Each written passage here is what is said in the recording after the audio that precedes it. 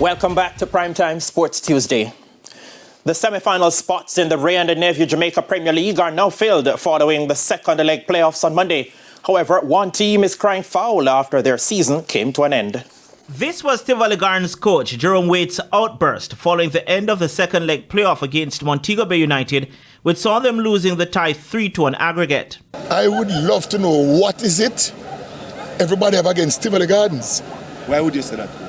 You watch the first game that the referee determined what transpired. As a result of that, that's the same boy who get the man of the match now. He shouldn't even be playing. You understand what I say? And football not going to change if you're not going to step up and take charge of this. You understand what I say? This is what led to Waite's cry of injustice. A tackle by Demario Phillips in the first leg, which went unpunished by the referee. Tivoli lost that tie 2-1.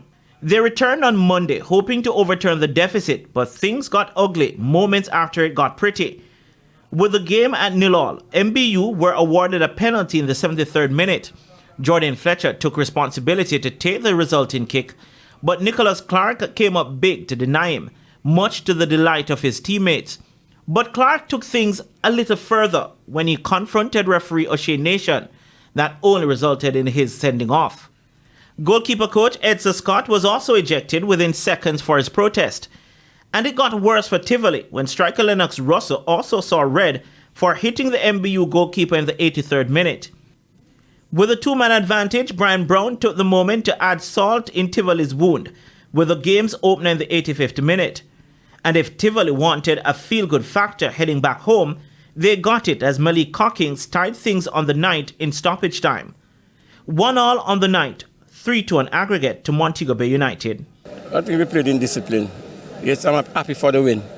You know, it brings us to the semi-final, but I don't think we control the game how we wanted to. You know, we should have spread the ball around some more. We just keep playing that long ball, you know, and you keep coming back at us. You know, you can't play football like that, and you expect to go into a semi-final game, you know. Yeah, so we have to sit back and examine what we did tonight. Players of this magnitude, you know, you will have to take the time out and, you know, work with them individually to focus on their mental preparation, different from their physical, technical, tactical, because it's about the mindset. And you know it's not easy. And I think they have done well to reach this far, because a lot of people written off this team before we even finished the third round. In the night's opener, title holders Cavalier came off the canvas to knock out Portmore United 2-1 on aggregate after a 1-0 victory on the night. Portmore United were in control for most of the game, and they could have even taken the upper hand had Emilio Rousseau did better with a first-half penalty. They continued to miss chances as Cavalier hung on for dear life. The game was in extra time when Cavalier found the knockout punch. The ever-reliable Dwayne Atkinson delivered the telling blow to end Portmore United's journey.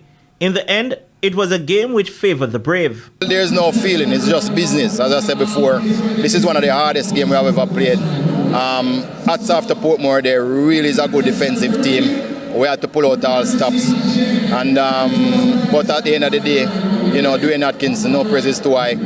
Probably the best player in the Caribbean, and he showed it today. Yes, it was a tough loss. You know, very disappointed to lose it the way we did. You know, but such is football. I think we played some good football tonight, but we just didn't put the ball in the back of the net. Fans will turn their attention to the semi-finals, where Mount Pleasant FA play Montego Bay United and Cavalier go up against Arnett Gardens in 2 days' time.